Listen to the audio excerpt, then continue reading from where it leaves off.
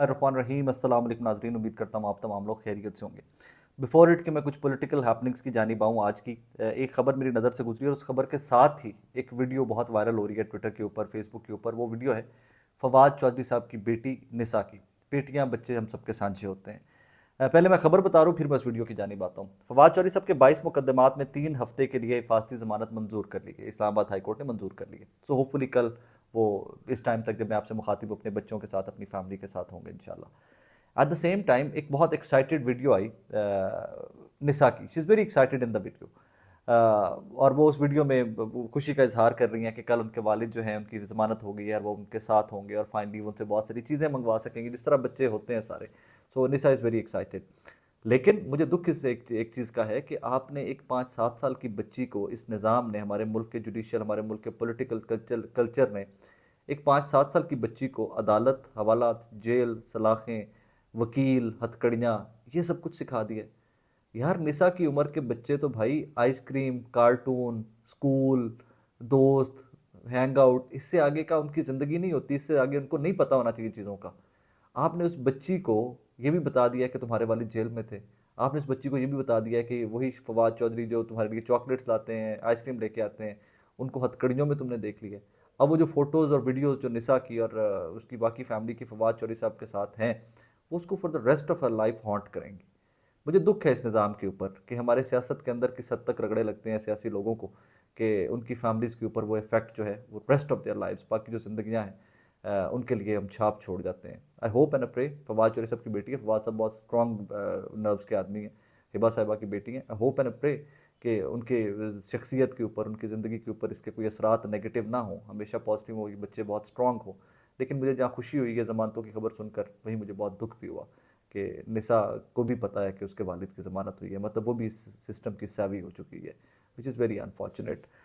Anyways, एक before it के मैं मेन स्टोरीज़ को थोड़ा एक्सपेंड करके आपके सामने रखूँ।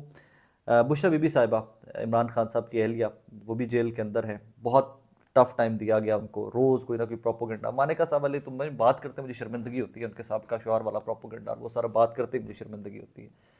तो बहुत खिलाफ उनके प्रोपोगंडा किया गया, लेकिन बहुत स्ट्रॉन्ग बिल्ड हैं, बहुत तगड़ी रही हैं इमरान खान साहब के साथ। टफेस्ट क्राइसिस के अंदर स्ट्रॉन्गेस्ट करेक्टर के साथ बुशरा बीबी साहिबा उभरी हैं। तो उन्होंने एक पिछले दिनों में खबर ब्रेक होती है कि जनाब बुशरा साहिबा को कोई खाने के अंदर पॉइजन दिया जा रहा है, और अभी रिसेंटली उन्होंने कहा कि हापिक भी शायद उनको दिया गया है खाने के अंदर मिला के एंड एवरीथिंग। उनकी तबीयत ख़राब रही है, उनके अल्सर के छाले हो गए थे मुंह के अंदर और वो कई दिन तक खाना नहीं खा सकी, उनका वेट लॉस बहुत ज़्यादा हो रहा है। ये 2 महीने पुरानी बात है। इस 2 महीने के टेन्योर के अंदर बदकिस्मती की बात यह है, जो ज़्यादा बदकिस्मती है वो ये है कि उनको, उनका जो ज़ाती मॉलेज हैं बुशरा साहिबा के, उनको इजाज़त नहीं दी गई कि वो एग्जामिन कर सकें बुशरा साहिबा को। आज फाइनली डॉक्टर आसिफ यूसुफ साहब जो उनके मॉलेज हैं, और 4 पिम्स के डॉक्टर जो हैं, 5 डॉक्टर्स ने मुआयना किया है साबिका खातून अव्वल बुशरा बीबी साहिबा का।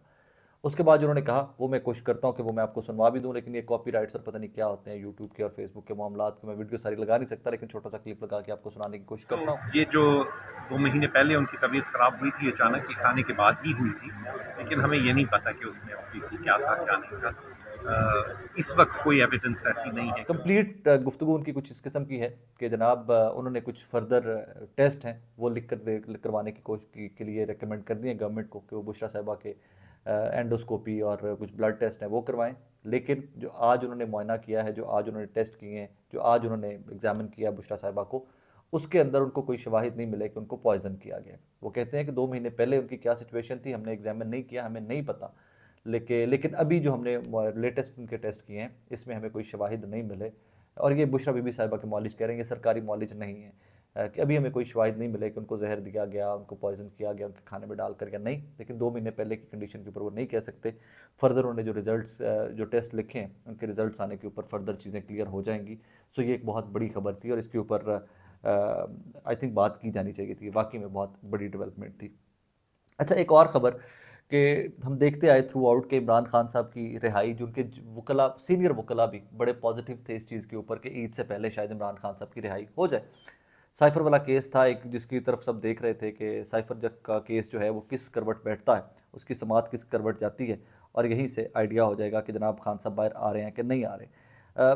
ठीक स्पीड से केस जा रहा था, सलमान सफदर साहब ब्रिलियंट ब्रिलियंट लॉयर, कमाल के वकील हैं, तो उन्होंने तमाम मामला जो थे वो ठीक डायरेक्शन में लेकर जा रहे थे। लेकिन at once Islamabad high court ने साइफर केस की मजीद समाअत ईद के बाद 16 अप्रैल तक मुलतवी कर दी है। अब इसके अंदर कुछ लोग ये कह रहे हैं कि ये कोई प्रोपोगंडा है या ये कोई हरकत है कि खान साहब को ज़्यादा देर जेल में रखने के लिए। मेरे नज़दीक इसमें कोई जो जितना मैं इस केस की प्रोसीडिंग और जितना कोर्ट रिपोर्टर से मेरी जो उनसे बात हुई है, मुझे इसमें कुछ एज सच नज़र नहीं आ रहा कि ये कोई किसी एजेंडा के तहत किया गया, रूटीन मैटर था और थोड़ा लंबी तारीख ज़रूर डाल दी गई है, लेकिन उसके अंदर कुछ जो कुछ ऑफ क्लासिफाइड मैटर्स हैं गवर्नमेंट के, security of classified matters and department की एक अदालत के सामने ले आए हैं कुछ इस तरह के डॉक्यूमेंट्स, और साइफर वर्किंग के मुतालिक कुछ इस तरह के डॉक्यूमेंट्स जो हैं वो लेकर आए हैं सलमान सफदर साहब, और आज वो अदालत के अंदर डिस्कस भी होते रहे, और उसके बाद समाअत जो है वो ईद के बाद तक चली गई है। सो बज़ाहिर लग ये रहा है कि इमरान खान साहब की रिहाई अब मुमकिन नहीं है ईद से पहले। सियासी कैदियों के बारे में किसी भी सियासी जमात से हो, किसी भी पॉलिटिकल पार्टी से हो, किसी भी बैकग्राउंड के हो, सियासी कैदियों के बारे में बहुत क्लैरिटी है मुझे कि सियासी कैदी नहीं होने चाहिए। सियासत नैरेटिव की होनी चाहिए, परफॉर्मेंस की होनी चाहिए। ये धौंस की सियासत और जेलों की और ख़ानदानों को तबाह करने की सियासत ये नहीं होनी चाहिए। सो आई होप एंड प्रे कि तमाम सियासी कैदी जो हैं वो बहुत जल्द अपने अपने घरों में अपनी फैमिली के साथ ईद करेंगे। अच्छा जी, एक और ख़बर, ये प्रोपोगंडा है, मैं इसके दोनों एंगल आपके सामने रख देता हूँ कि एक कोई डिजिटल मीडिया का हैंडल है, उन्होंने कोई ख़बर एक ट्वीट की और उसके बाद फिर उसके ऊपर वो भूचाल सा आ गया और उसके बाद लेदे स्टार्ट हो गई। मैं थोड़ा आपको बैकग्राउंड भी उसके सामने रख देता हूँ। ये कोई है पीपल टॉक शोज़, कोई ट्विटर का हैंडल है। इन्होंने एक खबर ट्वीट की कि तैयबा राजा और खदीजा शाह ने आईएसआई के साथ काम करने पर आमादगी जाहिर की, इसलिए वो आज बाहर है और बाकी औरतें अभी तक अंदर कैद हैं। इन दोनों को आईएसआई का खुसूसन बलोचिस्तान में लॉन्च करने का प्रोग्राम है, और ये स्टेटमेंट उन्होंने छापी है अंजुम हमीद साहिबा की जानिब से, उनका नाम लेकर, एक्सक्यूज़ मी, उनका नाम लेकर, अंजुम हमीद साहिबा का नाम लेकर उन्होंने ये स्टेटमेंट छाप दी। इसके बाद भूचाल आना चाहिए था, आया भी है उसके बाद भूचाल, और फिर उसके बाद लोगों ने जुटलाना स्टार्ट कर दिया कि अंजुम हमीद साहिबा ने खुद से कह दिया कि मैंने इस तरह का कुछ नहीं कहा। तो उसके बाद कोई एक और साहब हैं, रिकॉर्डिंग सेंटर का टाइप हैंडल है, उन्होंने एक ऑडियो कल की किसी स्पेस से निकाल कर लगा दी, जिसके अंदर अंजुम हमीद साहिबा की गुफ्तगू जो है मुख्तसर सी है, आउट ऑफ कॉन्टेक्स्ट है मुझे नहीं पता, लेकिन मेरी जो बात हुई है अंजुम हमीद साहिबा से मैं वो आपके सामने रख देता हूँ। इसके ऊपर भौचाल आना चाहिए था, इसके ऊपर तैयबा राजा साहिबा का भी रद्द अमल आया।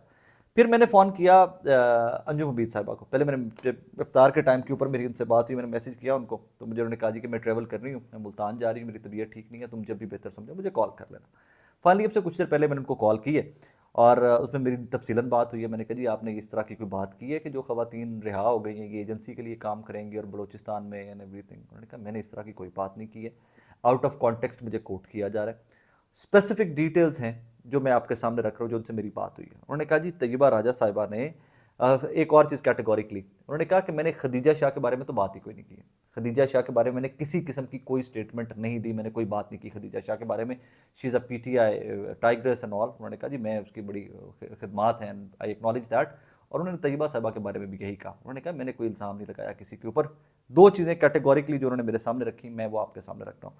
वो कहती हैं कि तैयबा राजा साहिबा ने सोराब बरकत साहब के किसी इंटरव्यू में कहा कि उनको किसी कर्नल साहब का फ़ोन आया कि आप इस तरह का काम करें कि आप यूथ को एक्टिव कर सकें, और आप एक फ़िगर हैं, पब्लिक फ़िगर हैं, यूथ आप लुकअप टू करती है, सो आप इस तरह का काम करें कि आप यूथ को इंगेज कर सकें, एक्टिव कर सकें, उनकी बेहतरी के लिए, स्पेशली बलोचिस्तान की यूथ की बेहतरी के लिए काम करें। ये रेफरेंस कोट किया है मुझे अंजुम हमीद साहिबा ने। वो कहती है एग्जैक्ट यही रेफरेंस मैंने उस स्पेस के अंदर भी कोट किया है। मैंने नहीं कहा कि ये एजेंसी के लिए काम करेंगे या ये कॉम्प्रोमाइज्ड हैं या ये वो आ गई हैं। मैंने कहा ये उसका अपना एक इंटरव्यू है, तो मैंने तो वो इंटरव्यू सिर्फ एक कोट किया, दैट इज़ इट, इससे ज़्यादा मैंने कुछ भी कोट नहीं किया। और बाकी उन्होंने कहा स्पेकुलेशंस हैं, उन्होंने ये भी कहा, उन्होंने कहा ये स्पेकुलेशंस हैं, तो मैं तो वो स्पेकुलेशंस गुफ्तगू करते करते सामने रख दी हैं, तो दैट इज़ इट। कि उन्होंने कहा सरफराज बुगटी साहब के साथ ये शायद काम करेंगी, बलोचिस्तान का जब कहा जा रहा है तो फिर ऑब्वियसली सरफराज बुगटी साहब वहाँ पर चीफ मिनिस्टर हैं, उनके साथ काम करेंगी, या स्पेकुलेशंस ये हैं। ये टू द पॉइंट कैटेगोरिकली जो मेरी उनसे गुफ्तगू हुई है, मैंने वो, मेरे पास सबूत भी मौजूद है, वो मैंने आपके सामने रख दी है। और उन्होंने कहा कि नहीं बाकी सारे लोग जो ख़वातीन हैं पाकिस्तान तहरीक इंसाफ की बड़ी इज़्ज़त के काबिल हैं, उनकी बड़ी काविशें हैं, उन्होंने बड़ी मार खाई है। और मेरा इसके ऊपर टेक क्या है मैं जाते जाते वो भी रख देता हूँ।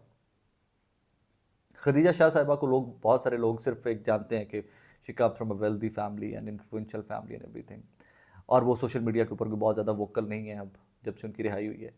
तो लोग इसकी वजह से भी कहते हैं कि वो खामोश क्यों हो गई and everything.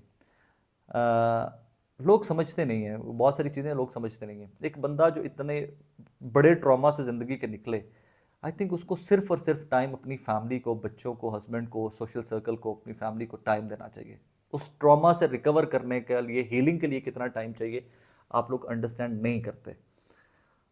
I bet you on that कि आप लोग नहीं अंडरस्टैंड करते कि उस ट्रॉमा से निकलने के लिए कितना टाइम चाहिए।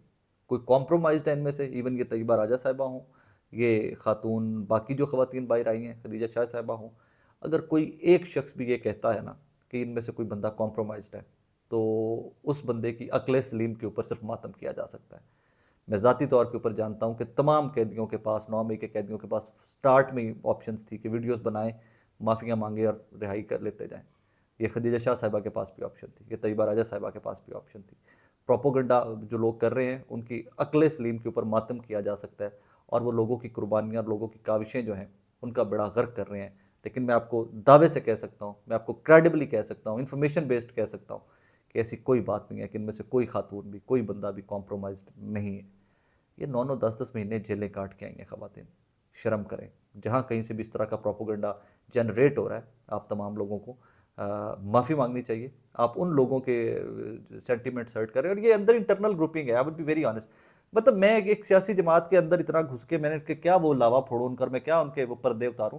ये बड़े छोटे छोटी हरकतें कर रहे हैं तहरीक इंसाफ के कुछ जो वो वानाबीज है ना, जो बहुत छोटे लोग हैं तहरीक इंसाफ के अंदर, वो लोगों को इस्तेमाल करके सीढ़ियां बना के आगे आना चाह रहे हैं। इस तरह नहीं होता यार, लोगों की कुर्बानियों को रायगा नहीं किया जा सकता।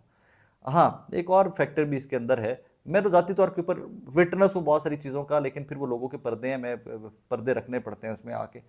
ये कुछ छोटे मोटे जो इस तरह के हैं ना, वो वानाबीज, या वानाबीज भी नहीं, इसके लिए सख्त लफ्ज़ होना चाहिए, बिकॉज इन लोगों ने लोगों के करियर और लोगों की ज़िंदगियों के साथ खेल रहे हैं बेशरम लोग। ये लोगों को फ्रंट फुट पे रख के खुद इंपॉर्टेंट होना चाह रहे हैं, 4 ट्वीटें किसे करवाते हैं, उनके करियर का बेड़ा गर्क करते हैं, मिसफीड करते हैं उनको। बेड़ा गर्क हो गया कुछ लोगों का, इसी बेवकूफ़ी के चक्कर में कुछ बेवकूफ़ लोगों ने अपना बेड़ा गर्क कर भी लिया उसमें आके। लेकिन इन लोगों की कुर्बानियों के ऊपर कोई बंदा सवाल करे, out of question. Been there done that, witness हूँ।